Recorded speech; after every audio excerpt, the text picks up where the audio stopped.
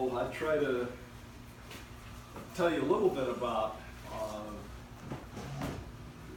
you know, the path, okay? Because you're all kind of facing this same path now, and so it might be of interest to hear about how somebody else thought about it and what my concerns were.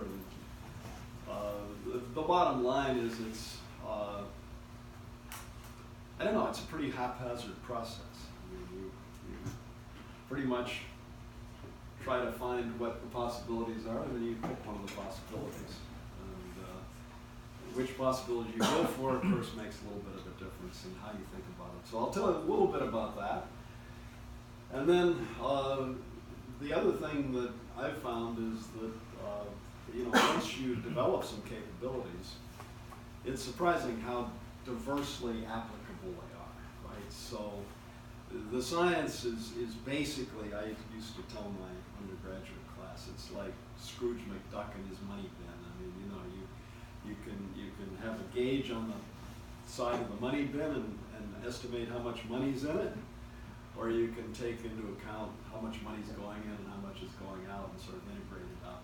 And it's basically conservation of money, and science is basically conservation of all kinds of different things. Momentum, mass, chemistry, you name it. It's all basically the same kind of thing.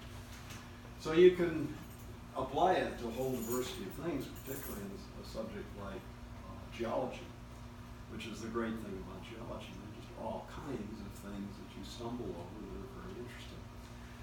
And so my business has been combining really physics and chemistry, and it's spanned industry and academia, and fundamental and practical. And there are people that have very strong opinions about fundamental versus practical. There are people that have strong opinions about industry versus academia. But in my experience, there really aren't any distinctions at all. I've worked in 2 companies and 2 universities. I've enjoyed all of them essentially equally. There are pluses and minuses to all of them. You know, industry is maybe a little easier to learn new things. Academia, after you finish your PhD, it's a little harder to get into an area because you're supposed to be already an expert. In industry, you don't have to be an expert. You can plunger in, and if you can contribute something, they're happy to have you do it, and then you learn from the people around you. So it tends to be quite a good incubator. In terms of control, I've never had any trouble with industry. What I found when I went to Kennecott was my boss really didn't know what to do with me. So if I came to him with a suggestion and it was at all reasonable, he'd say, "Oh God, that sounds great. Why don't you do that?" You know? And so I never had any trouble navigating within reasonable bounds what I wanted to do, and I never had any trouble publishing. They didn't give me time to publish. They didn't say, "Okay, take a month and write a paper. Don't worry about your work."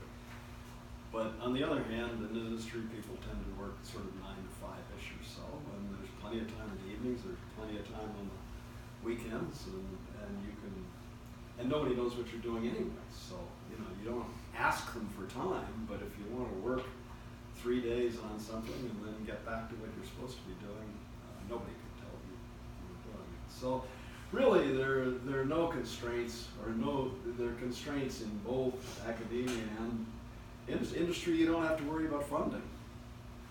Academia, you have to get funds. You spend a lot of time writing proposals. I don't know. So we can talk about all of that. But so this is just a timeline, and my career has been about 47 years long, which is probably older than anybody in this room, I think, probably. And career at Cornell has been 32 years. I started out, my major was in physics. I loved physics. I just liked science. I grew up in the country. Country kids don't have anything to do, so they mess around with this, that, and the other thing. They make things. in those days we had real chemistry sets. We could blow things up, we could make rockets. That was great fun. And then with Sputnik and all, that suddenly became very cool to be, well, not cool, I wouldn't say cool, but you went from being sort of a hopeless nerd that was making stuff that nobody could really understand, including you. I mean, you just made it because you could make it. And then all of a sudden everybody was very interested because we had to beat the Russians. And they'd gone to the moon or they put Sputnik up and we had whatnot. So anyway, I wound up majoring in physics. But I wasn't the best physics student at Princeton, by far. And I kind of managed to get through, but it was some struggle.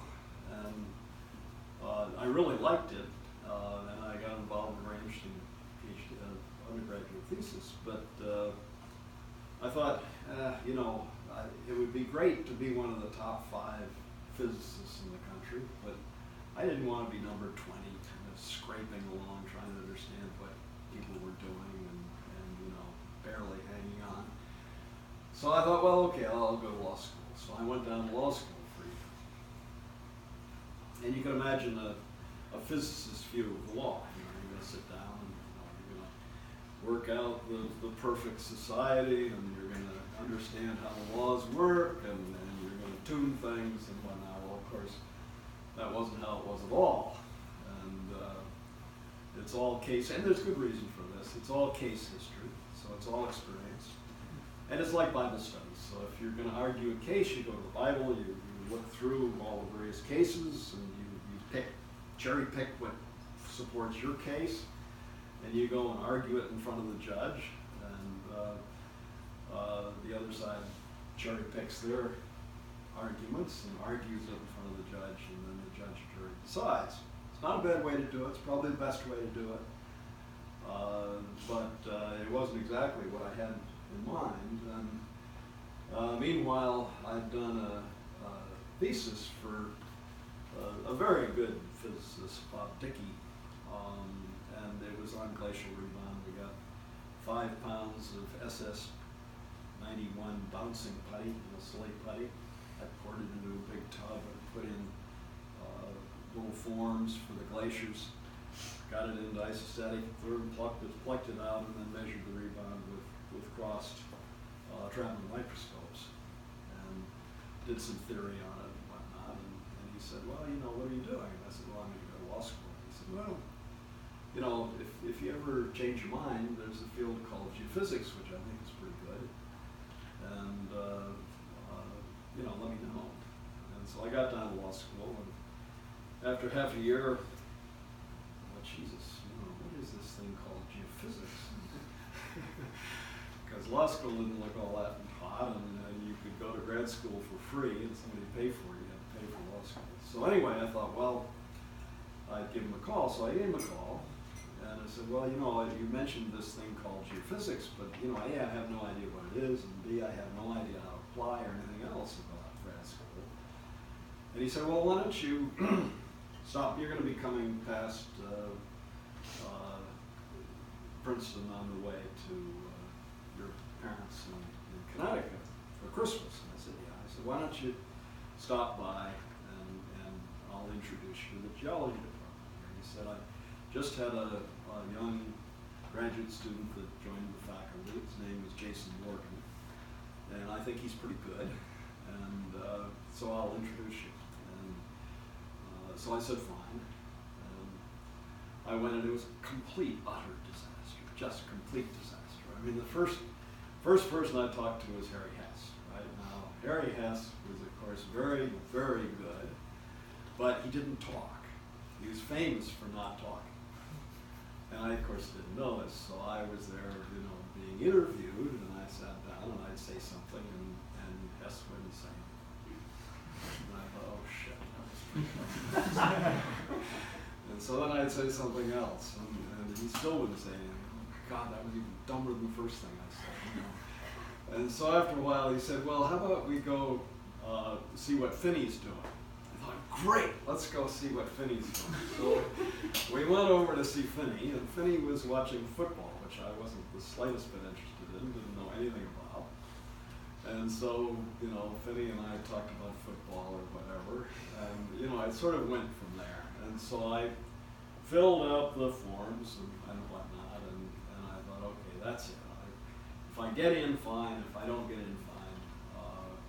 But I'm not filling out any more forms. You know, they asked all these questions about why are you interested in geology. I couldn't even spell geology. I never had a geology course. And I made up some horrible story about how ever since at the age of 2 I was interested in, you know, rocks, and it was just awful. I mean, I couldn't stand it myself. But anyway, they let me in, and I wound up doing a thesis on the viscosity of the Earth's mantle. And then I should say before that, I was down in law school, and I'd gotten into graduate school in Princeton. But it was the first member of our family that had ever been an academic, or even a potential academic. And I wasn't too sure about it. I wanted to know whether you could make a living at this game. Because, you know, we weren't rich, and it wasn't like I was going to be able to support myself. So I worked at a little explosives company in town, and one of the people there knew a professor at Harvard by the name of Leet and Judson, for a famous textbook on geomorphology, or I don't know, introductory geology of some kind, quite well known at the time. And so he said, well, I know this guy. I'll set you up an appointment, and you can go up and talk to him. So I went up and talked to him. We chatted a little bit, and I realized I only had one question. And I said, look, can you make a living as a geologist, as an academic? And he said, well, in his experience, yeah, he could. He said that he figured that, for equivalent ability, the professors made about the same salary as executive vice presidents in major corporations. And I think he was right. I mean, in his case, he'd written textbooks and whatnot. In my case, we've done just fine. A lot of it is, how much the cost of living is, and so on and so forth. If your income is greater than your outgo, it tends to accumulate. But if it's not, you're finished, no matter how much you're making. And so that was good advice. So I decided, okay, I'll go to grad school. And I got through grad school, and I decided that, first of all, it was great. I mean, I enjoyed the work I was doing. The thesis went very well. It was published as a book, ultimately. But I was just desperate to get out. I felt my life was being frittered away in some kind of a little, non-real alcove, and I wanted to find out what the real world was like. So I decided that I said, well, okay, I want to go into industry. I didn't want to go into the oil industry. I thought it was too bureaucratic, too big. So I decided I was going to go into the mining industry. So I asked the professors at Harvard, how do you get into the mining industry? Well, you write the vice presidents in New York. They're all in New York because that's where the major mining companies are. I wrote a whole bunch of letters. I got a whole bunch of Dear John letters back. We're terribly impressed with your credentials. I had nothing to do with geology. I had the slightest bit to offer to these guys, really. And they said, well, if we ever find anything that's suitable for you, we'll be sure to let you know. So I had a big stock of these things. Then I was getting a little bit desperate, so I went up to they had in those days what do you call it, a career services group or office, and I explained to the guy up there what I wanted, and he said, well, I don't really know, but we have this sort of stack of papers, organized in a file, a folder file of letters that we get that we don't quite know what to do with. And you might just look through that and see if anything strikes your fancy. Sometimes you find a match, so I thought, well, there's no chance of that working. And I went and thumbed through it, and there was a letter there from Kennecott, and they said they wanted a physicist that was interested in geology. I thought, Jesus, that's me. That's great, perfect. So I wrote them a letter. They sent a telegram back, and I got hired essentially immediately. They were very worried that I wasn't going to accept it. I was going to accept it. That's what I wanted. So anyway, then I spent about 7.5 years at Kennecott, and it was a fabulous experience. Just fabulous experience. It was in all kinds of ways. I mean, in terms of the organizational structure of industry, in terms of the kind of fights you have in industry, the good guys and the bad guys and this kind of thing. The mines out west were run almost like feudal fiefdoms, but very smart guys at the top, just unbelievable. I mean, when I first joined, I went out, I got on a field trip, and we went to the mines out in Arizona, New Mexico, and Utah, doing a geophysical survey with some people that were working out, just helping. About 3 years later, 4 years later, I was at the same mine, and you'd always go in for a courtesy visit to the mine manager. And so we went in to have a cup of tea and just say hello so that they knew who was in the mine. And he said, Cathles. He said, Cathles. There was a Cathles in the pit 4 years ago. Any relation to you? Jesus, 4 years ago?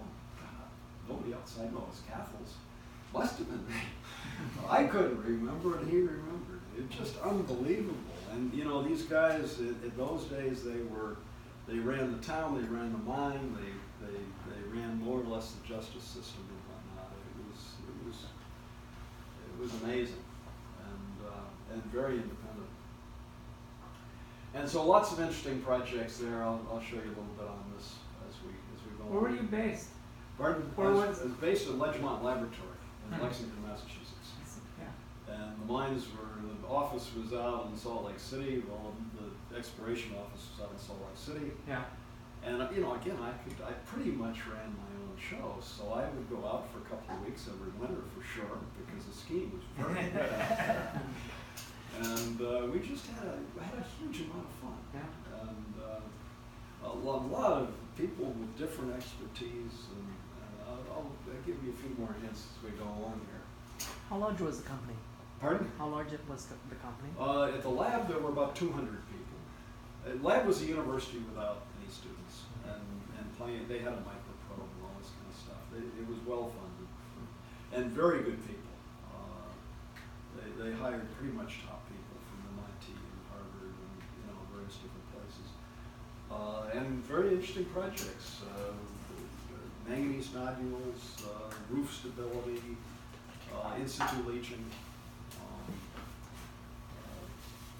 heat leaching. I don't know, lots of it. Plate tectonics was new. They were very interested in how ore deposits were related to seafloor spreading and subduction and things like that. Nobody knew. I mean, prior to about 1978, I joined in 71.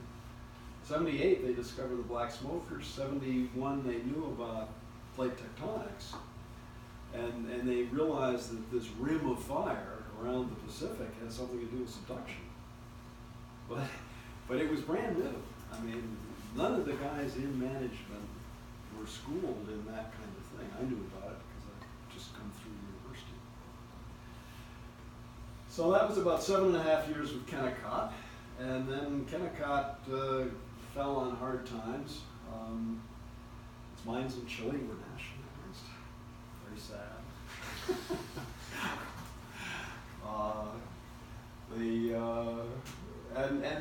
But the big problem was that they had invested in Peabody coal.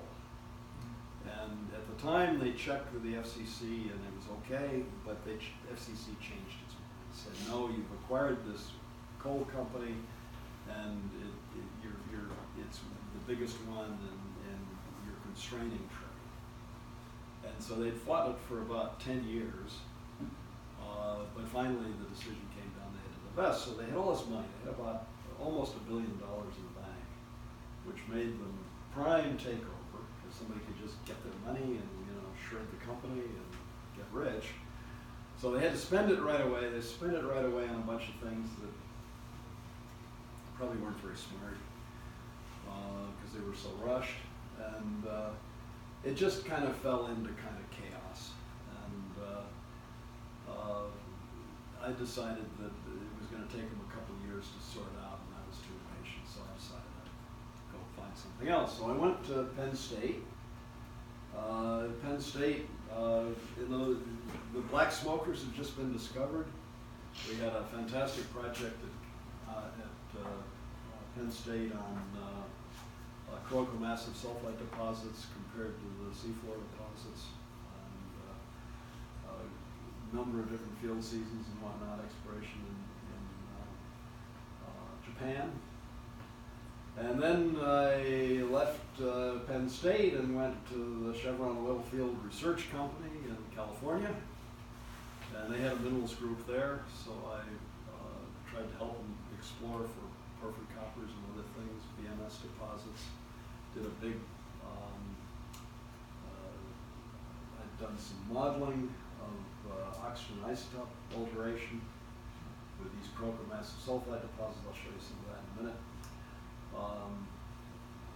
And the implication was that you potentially had a very large target of oxygen isotope alteration if you paid attention to it. And so I did a big survey, field work.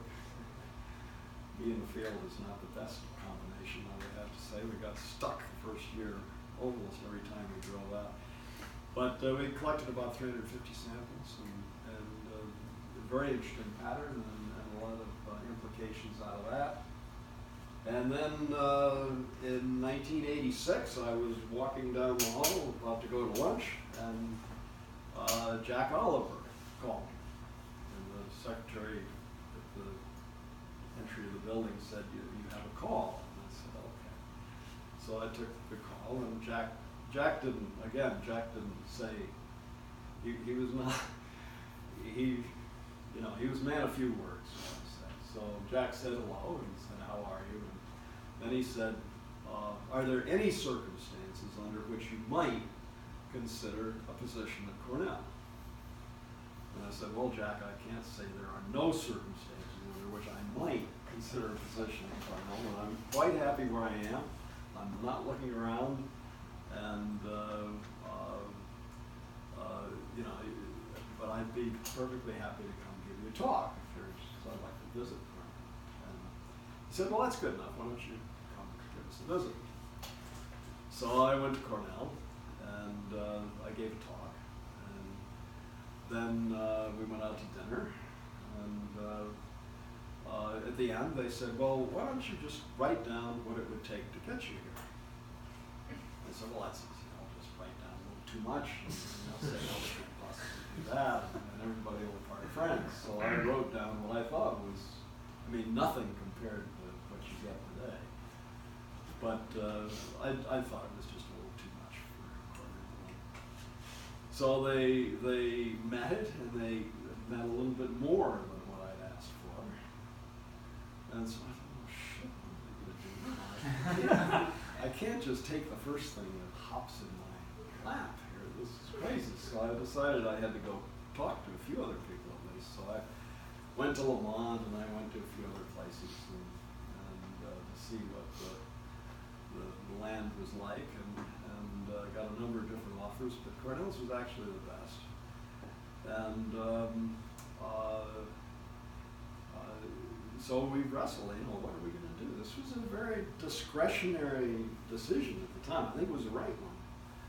But it wasn't overwhelmingly clear that I should leave Chevron and come with Cornell. But ultimately we decided to do that. My daughter said, okay, fine, you and Mac and Mom can go, but I'm staying here. She was 9 years old. And so I thought, oh, geez, what do I do now? So I don't know how it occurred to me, but I said, well, look, Allison, you know, it really is going to be a little inconvenient, you being in California and us being in Ithaca. Why don't you come with us for 5 years? And if after 5 years you want to move back, we'll move back. Oh, okay, fine. Yeah. So anyway, she was a bit of a grump, and she had a little hard time transitioning. Ultimately, she loved it, but That was risky, you know, the expiration right in the teenage years. Yeah, well, you know, I figured in 5 years she'd make it. Anyway, it worked, but at the end of the 5 years, she remembered. Yeah. And at 5 years, she said, you know, Dad, when we were in California, you said that if I wanted to move back to California after 5 years, we'd do it. And I said, he said, well, I think we ought to have a talk. And I said, okay, that's a good idea. How about tomorrow night? I had to think, Jesus, what the hell was I going to do? So we sat down the next night, and Allison says, you know, Dad, I've been giving this a lot of thought, and I've decided I'd like to stay at Ithaca. And I said, well, Allison, I think that's a pretty good decision. So anyway, these are some, anyway, so then it's been 32 years at Cornell with various different things. Yeah. Did you know Jack Oliver before? Yeah. Wait. Okay, so. No, I knew Jack, and you know, I'd been up and had given a talk at Cornell before, my thesis stuff. And I was well aware what they were doing. It wasn't, you know, a tremendously good fit to what I was doing. That was fine. So yeah, I knew a good number of people at Art Bloom as well. So that's sort of an overview, and now I've got a whole bunch of slides, and I'm just going to go through them very quickly. And the main purpose is just to show you the kind of diversity of things, and sort of how one thing leads to another. You know, and I think you'll find this happens in your careers. That, you know, I guess there are some people that stick with what they did in their thesis and, you know, make a career out of that and don't change very much. But I think that's just a personal choice. And in fact, you've all acquired some pretty good skills, and I think you could move almost any direction you want.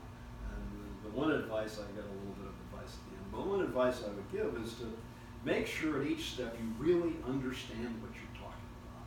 You know, really understand it thoroughly. And then you've got some building blocks that you can build on. It doesn't matter how big it is or anything else, just make sure you really have looked at it from all angles and understand it as well as you can.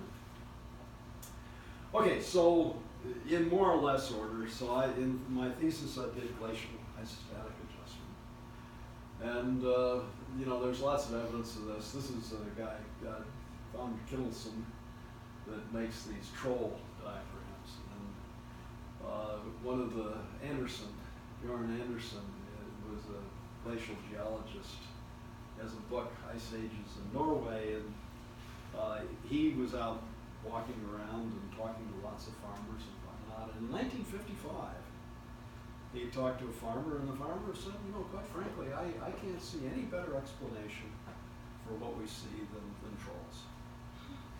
And it was logical. It was logical. You find these boulders, this is my wife here, so this is a boulder sitting right on the top of a ridge. There's no way in the world that boulder could happen. And so the idea was that the trolls they had doors, you know, like everybody has doors, you know, Vikings had doors. And they were throwing these big boulders around, and some of them, of course, stayed on the ridges. In fact, what happens is the ice goes over these little ridges, and it opens a chasm, and they tend to drop down right on the top. Still amazing that they sit right there on top. So the interesting thing about the glacial rebound was again, coming down to observations. So, and this is still very relevant. So there were two models at the time. One was the Van Bemmelen and Berlage model, where you load an area and it kind of, you think of it as a sphere or whatever, and it squashes the material out into some kind of a peripheral bulge. And then you unload that and the bulge goes away and the area comes up. Everybody understood that there was isostatic rebound. The problem was that Daly found by looking at observations that the motion of these peripheral areas was wrong. In fact, it was dead opposite of what you should see. Unloading, instead of going up, it went down. And unloading, instead of going down, it went up. Right? So it was just the opposite. And Daly thought, well, okay, what's happening is we had a down punching hypothesis. So the glacier is punching through the crust. And the crust, you know, when it breaks here, there's friction, and so when it's loading, it sort of drags the peripheries down. And then when it unloads, the friction lifts the peripheries up and it comes back down. Now, Haskell showed that in fact this wasn't necessary. In fact, this isn't very realistic given the properties of the crust. All you need is deep flow. So if the flow is through the whole mantle, you load an area, and the Earth says, oh, Jesus Christ, we've got a problem. We've got a load here. And the whole region goes down. And by whole region, I mean the load in North America and Canada, it would be that the depression, the subsidence would be to Florida, more or less. And then when you melt, the same thing. The fluid comes in from globally, from the oceans, and lifts up the whole area. It doesn't pay too much attention to the sharp edges of the load initially. And so the edges go up, and then they come back down. So that turned out to be the key, and there are lots of details here, but you know, the asthenosphere and the lithosphere tend to accelerate the decay of, this is harmonics here, so these are high order, this is wavelength, I guess here. Decay times, so short decay times. This is order number going up, and this is wavelength. I don't know. Anyway, the short wavelengths react quickly because of the flexure and also the asthenosphere. And then this is the whole mantle isoviscosity, and this is just the effect of the Cornell layer. So you can do it in 3 dimensions, 3D, and sort it all out. It, of course, has very much to do with sea level change. That's where a lot of the evidence comes from. We're still working on these sorts of models. This is some of the newer data, GPS. You see the uplift here in Canada, and then the response, which I think would be very interesting to get our hands on and hands around and model. And this is Sam Kachuk's, you'll know Sam. Sam did a very nice analysis of the Barents Sea, including a lot of very fancy statistics and inversion theory, and showed essentially that given the constraints, we know what's happening around, we can model what's happening in where we've got data in the Svalbard and Neue Zembla and so on and so forth, but we really don't know with any reasonable range at all what the ice load was in the Central Barents. And in order to get that, we need some data in the Central Barents. So a GPS record in the Central Barents would solve the issue. Almost nothing else will. Okay, and so it would be nice to try and get that. I don't know whether it's possible or not. Probably someday it'll be possible. Okay, then I went to Kennecott's, of course, ore deposits. It was and I'd had a very good hydrology course from a crazy guy called Ed DeWeest. I can't remember his first name. DeWeest. He was brilliant guy, and really did hydrology with complex variables and all kinds of different stuff, which was neat. And I always had in mind it would be interesting to calculate convection around an intrusion in the Earth's crust. Nobody had ever done that, so I thought that would be interesting. I got to Kennecott. It was a good opportunity to do it. But they were interested in a number of things. This is the manganese nodule field between the Clarion and Clipperton zone. They did an exploration. They were experts in exploration. They figured out that's where what the systematics were. It wasn't so much where the nodules were, but how metal rich they were. And for some reason, between the Clarion and the Clipper, then you've got more volcanic emanations or whatever. And the nodules are richer. This is what they look like. They kind of float on the sediment surface. They're mostly manganese, but they got a lot of nickel and cobalt and copper. Kennecott did a wonderful job of figuring out how to process this ore. It's an oxide ore, not a sulfide ore, manganese oxide. So completely different processes, whatnot, lots of different chemistry. They had pilot plants, figured out how to do that. The one thing they didn't know how to do is get it off the seafloor. And they had a research lab in San Diego trying to work on this, but they really weren't doing very well. And the Japanese were working on it, various different people were working on it. The Japanese, you might imagine, had a big bunch of, buckets on a conveyor belt that they were going to just sort of scoop along and get it up somehow. Others thought of vacuum cleaners and one thing or another. But Kennecott figured that Howard Hughes was a pretty smart guy, and Howard Hughes was building a manganese nodule harvester in San Diego. And so they would just make a deal with Howard Hughes. He'd get them off up the bottom and we'd process them. The week before, Howard Hughes went off and picked up the Russian submarine, right, with the Glomar Explorer. The board of directors of Kennecott on a boat, steamed around Howard Hughes, Glomar Explorer. And they said, it's not exactly the design that we would have picked for a manganese nodule harvester. It's a little odd shape. But it didn't occur to one of them that it wasn't at all a manganese nodule harvester. And in this lab of 200 that I was telling you about, we had a big lunchroom and everybody had lunch. There was usually a lot of noise, as you imagine.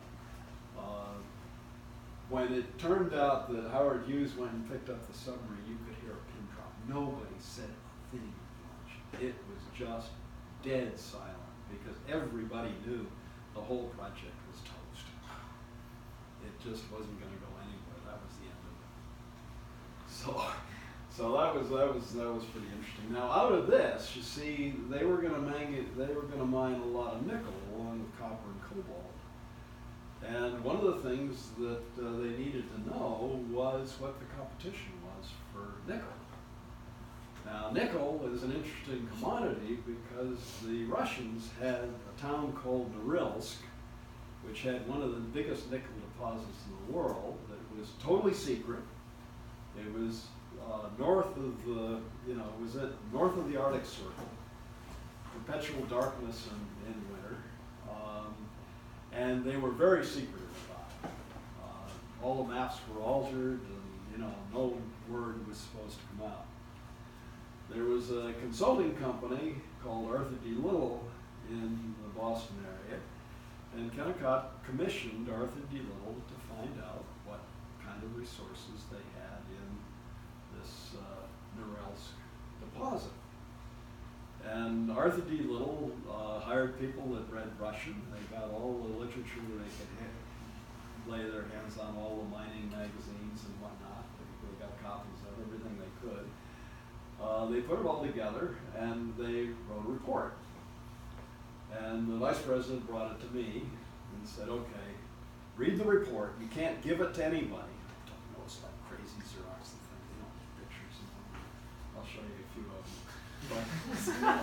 But, anyway, on pain of death, I was not to release this top secret document, but I was supposed to tell all the various people about it, so I went around and gave some lectures.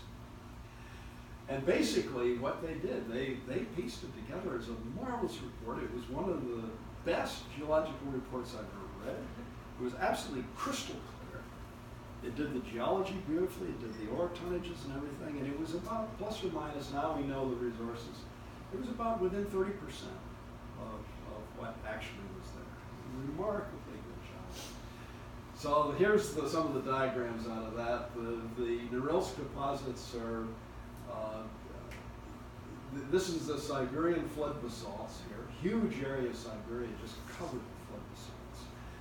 Up here in the Norilsk area are the feeder zones. These are sort of almost like golf clubs. They come up and turn over, you see, like this. It almost looks like a golf club. This was one of the main conduits of the magma coming in for that huge flood basalt. And it encountered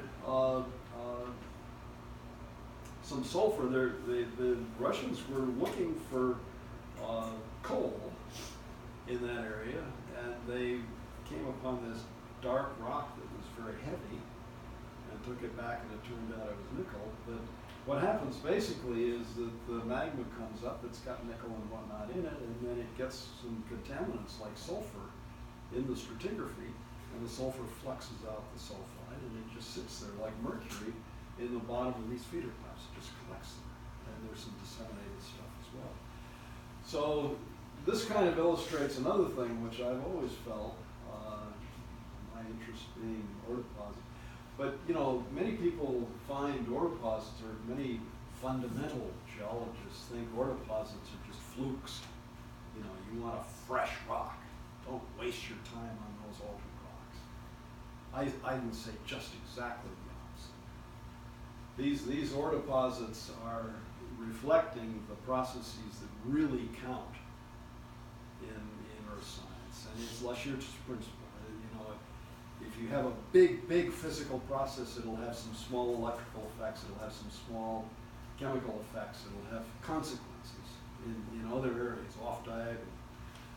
And so the processes that are really big make the bigger deposits, and they tell you the fundamental stuff that's going on about the earth. You want to do just the opposite of what, not that you don't have to understand fresh rocks, you do, because only then can you understand older rocks, but the older rocks are really the ones that tell you, and this is a good example of it. Okay, so the 1978, they discovered black smokers on the seafloor. The geologists had studied so-called volcanogenic massive sulfide deposits for years on land, but suddenly, with these black smokers, we saw a live elephant for the first time, right? I mean, we found the bones. We know all about the bones. We had some theories about how they walked and one thing and another. But for the first time, they were there, right on the seafloor. And you could study them, and it was extremely exciting. So I got into some of this seafloor modeling because Dick Holland was going off to explore for venting on the set. One of the criticisms of plate tectonics early on, and you can find it in one of these Cambridge journals, records of discussion. One of the criticisms was, well, look, you know, if plates are pulling apart and magma's coming near the surface, we should have hydrothermal activity on the seafloor, and we don't have it. Well, we don't have it because you've never looked. You know, nobody's been down there, and in fact, it's all over the place down there. So anyway, they were going to go look for it, and Holland wanted to know. I thought Holland might want to know whether he should look along the ridge axis or whether he should look at the edges of the graben, the axial graben. So I did some calculations, and I've been trying to remember for the last 30 years what the hell I told him. I can't remember. I would like to think I told him it should be axial, but I don't know for sure whether I did that or not. But anyway, it was an interesting calculation, and of course we know now that the axial magma chamber is quite small, not at all the kind of thing you'd expect if it weren't convective or cooling the whole crust. If it's too fat, you get, you know, discharge in either sides if you model it. And then this was really kind of neat. Udo Fenn was working with me, and we did some calculations on the Galapagos. And the outcome of this was that the whole ocean crust had to cool right near the ridge axis, right? So you got seafloor spreading, you cool the entire crust. And in fact, it heats up a little bit later on, right? So it's cooled, super cooled here because of the convection, and then it heats up and you get some interesting sort of weaker convection off on the sides. And that's a key to a lot of things. for the Kuroko massive sulfide, I did a whole bunch of analysis, modeling here that incorporated oxygen isotopic alteration. Seawater, of course, is 0 per mil. Standard mean ocean water.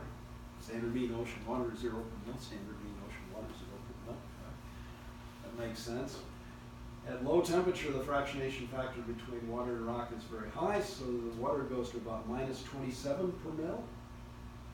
And then as it heats up, it's minus 10 per mil, and then it's about 0 at 350 coming up, and it discharges about 0. So if you take that loop and calculate how the rock is altering, you conclude that there should be a heavy intake anomaly up here, right? Because you're going from 0 to minus 27 or something close to it, kinetic controlled, but you're dumping O18 into the rock, making it heavy, rich in O18. And then as you go up temperature, from minus 27 to 10, you're going to deplete it, so it gets light. And then when you discharge, you get a migrating thermal front here, and you get a transient sort of anomaly. But you wind up with a profile like this, where it's heavy over light, and that matches the profile through the Somalo-ophiolite just perfectly. So I did these calculations, and I read Taylor and what's his name, Gregory and Taylor, who had done a complete oxygen isotope profile through the Somalo-ophiolite, and I didn't have to change a thing. It just matched. Okay. And they had some crazy thing about layered convection and whatnot. So then this is now when I was working with Chevron, we did this project in Miranda. This is the Flavrian granite. This is about 60 kilometers this way, about 70 kilometers that way. There are a whole bunch of massive sulfide deposits in here, some out here, some down in here. Amulet, not the big orange line is down in here, right? And so the idea was that we should see this intake halo, and then should see maybe where it's been. It was more complicated than we thought, and I won't go into many of the details, but the important thing here is that this is the Flavrian granite, the main heat source, and you can see if you shade up the oxygen 18 signature, this light anomaly, it lights it up like a light bulb. So if you did an O18 survey, you'd say, man, I don't know anything about that Flavrian granite, but it drove some hydrothermal circulation, and there's got to be massive sulfides there. And sure enough, there are. And then there's some more details. These things are like mushroom caps. These are the transient anomalies. There's a whole story on that. And then, because I was interested in this, I wound up taking an opportunity, creating an opportunity. Anyway, went and had a couple of field excursions with Adolphe Nicolas and Francois Baudère. There are some French scientists that have worked in Oman their entire career, and they put the whole story together. They're really neat. We camped on the wadis, and this is all the towns around the Moho. The Moho controls the hydrology. The salt's very permeable, rain falls, no rivers, nothing. But as soon as it hits the Moho, it makes ultramafic, serpentinite, things like this, very impermeable. It all comes out at the Moho. So all the towns are right on the Moho. You can map the Moho by where the towns are. And down near the Moho, you get this white low temperature alteration. So confirming that the circulation did indeed go all the way down to the Moho without any question. One of the neat things here that I hope we'll be able to talk a little bit at the symposium this fall,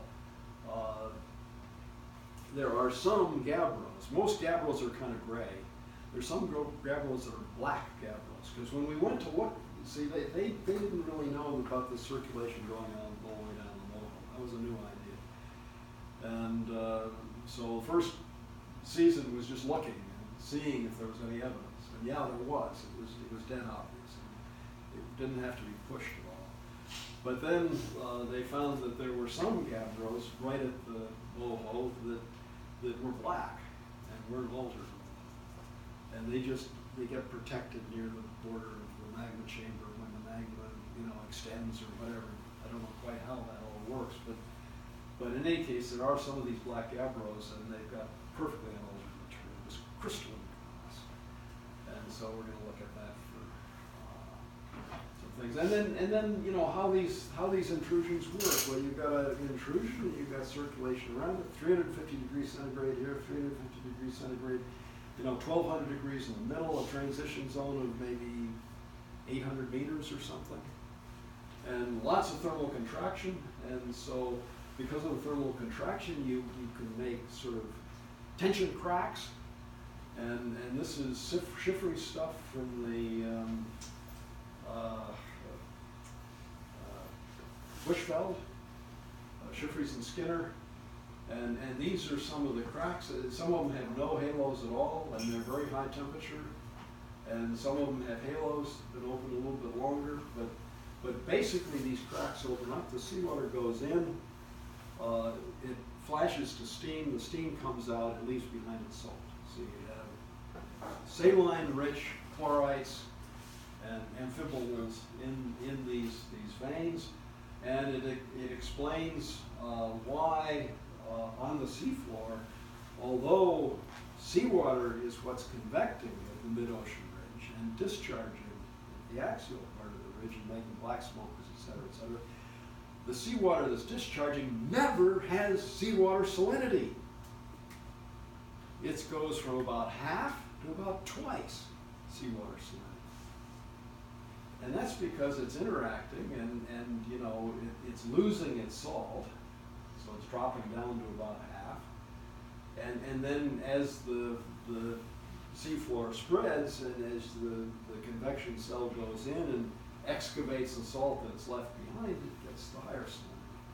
So it's a very unstable kind of situation, which is never being on seawater. And you can do some back of the envelope calculations and explain megaplumes. And these black smoke are very interesting. They sit there on the seafloor, they're going away nice and steady, and then you have a megaplume. Huge discharge, 100 times bigger discharge. And then it goes back to nice normal black smoker. So how the heck does that work?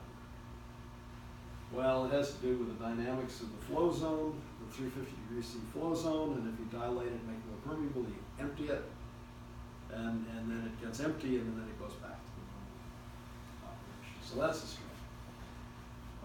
You can do sustainability. Because we're cooling the entire crust, we know how much heat we've got. We know the solubility of copper. From heat balance, we know the amount that's been circulated. We can calculate the surface density of copper, for example. The question is how it's scraped up in the deposits. That's a little bit of an extra story, but effectively, one can argue that the ocean is the biggest volcanogenic massive sulfide district on the planet. And it has an endowment typical of volcanogenic massive sulfide deposits, maybe not the richest ones, but just half of it would be enough to supply humanity with copper for over 100 centuries. Okay, so that's 11,000 years. So we're not running out of copper anytime soon if we mine the ocean. And then you can add chemistry, so this is just an example of the chemistry circulating around and calculating the various kinds of alteration at dope and so on and so forth. And you can do other kinds of convection. This is convection and leach dumps. This is the Midas test dump. And so I got, they've done this beautiful test dump. And this is temperature. See, it's 120 degrees Fahrenheit in the center here. It goes down to about 70 or so out here. And then this is oxygen. Okay, so they had all these concentric pipes and they measured things. So it's 21% normal atmospheric oxygen coming in, and it gets all to just 1% oxygen out here. Oh, time? Probably, yeah. Okay, shall I just zip through the rest? You want to have some questions? I think depends on everyone, but at least we could still use like a few more minutes if you. Okay, I'll just go for it. Nice. So there's just tremendous rich data in companies, and you know, it's easy to interpret. A key was the diffusion halo, control of the alteration by diffusion.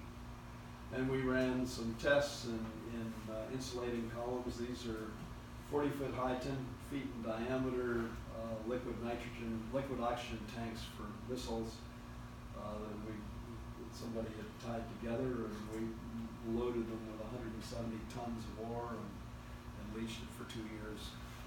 Did all the mass balance and all kinds of different things. Great project. Applicable acid mine drainage. Sedimentary basins. Okay, Croco deposits are like sedimentary basins. They're massive sulfide deposits are all along here in little rifts. If you have wood blocks floating in your bathtub and you pull apart a block, the area drops in between. Dynamic loss of fluid head. If you stop pulling apart, it comes back up. So you pulled apart Japan, went down, made massive sulfide deposits, stopped pulling it apart, they came back up. You can mine them within 500 meters of the surface. Simple story of failed drifting. And then some permeability, dynamic permeability. The Kupferschiefer deposits in Poland require the expulsion from the entire Zechstein Basin. Brines, it's possible but difficult. This is CO2. CO2 is generated deep in basins. It's in equilibrium at about 350 down here. It migrates upward, but it's titrated, and you need to titrate out all the cations that make carbon. So calcium, magnesium, iron. If you do that, you can get pure CO2 coming to the surface or getting trapped in reservoirs. There are big reservoirs in the South China Sea that have 100% CO2 in them. Gas filled, but CO2 rich. Basins spitted at one. You've got these overpressured zones. They're capillary seals. There's lots of systematics worth talking about. We did some experiments. Jennifer Shosha. This is what happens when you can't get gas out. These are mud volcanoes in Azerbaijan. They're about 500 meters high, 1 to 5 kilometers wide. They're mountains by Ithaca standards. And that's all just mud volcanoes coming out from 12 kilometers depth. Gas rich, triad of oil, gas, and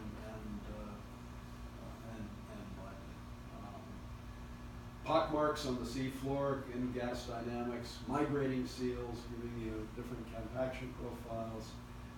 Some recent stuff with this tomographic fracture imaging, a completely new view of how fluids are moving through the subsurface. Really very, very interesting. Hopefully we're going to get into that a little bit. And then from vein halos, again, you see vein halos. I understood vein halos from heap leaching. Okay, all of a sudden, 30 years later, vein halos come up again. It's a way to tell time. Really beautiful way to tell time. And what you can argue, I think quite compellingly, is that these ore deposits, like Butte, big porphyry coppers, formed at the initial stages. They had this bloom of hydrothermal activity that heats the whole area up to about 800 degrees or so. And then they cool down, and the ore deposits are formed in the retrograde period. That initial bloom occurred in 900 years. That was a barely contained explosion. Many of them do explode. Some of the smaller ones a little faster, 20 years for one deposit. And then the fate of hydrofrac waters, you know, the Marcellus shale is bone dry. So you go in with your hydrofrac fluid and you only get about 20% back. But the funny thing is, you go in with fresh water and it comes back salt. Now you look in the Marcellus shale, there's no salt. How the hell does that work? Where the heck is the salt coming from? Well, it turns out that it's desiccated because it's, you know, mature gas, and the salt has the chlorine, the hydroxyls that normally passivate the surface, charge balance on the surface. That's taken over by chlorine. So the chlorine's all sitting there in a single layer. As soon as you come in with water, the chlorine says, Christ, why didn't you do that before? I like water. into the water the chlorine goes, the water takes up the charge on the surface, and you wind up, if you stick a plug of Marcellus shale in a beaker of water here, it'll imbibe the water and you get salt immediately on the edge, and you can see the salt in the core. And then this is just a calculation of what happens if the Cayuga salt mine collapsed, how much the salinity would change in a cube if people were concerned about that. It works out to be really nothing, but you can make a big deal of it if you want to. So anyway, it's been great fun.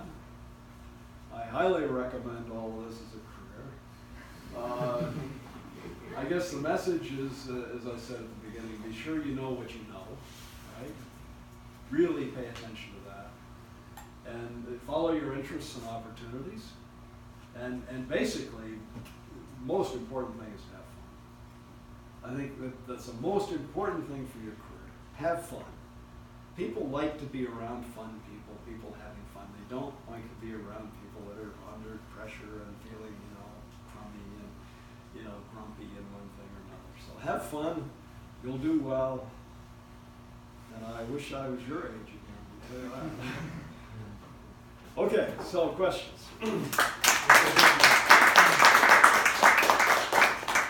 All right, so thanks Larry. Before we do a Q&A session, how about we just do a group photo, like a real quick.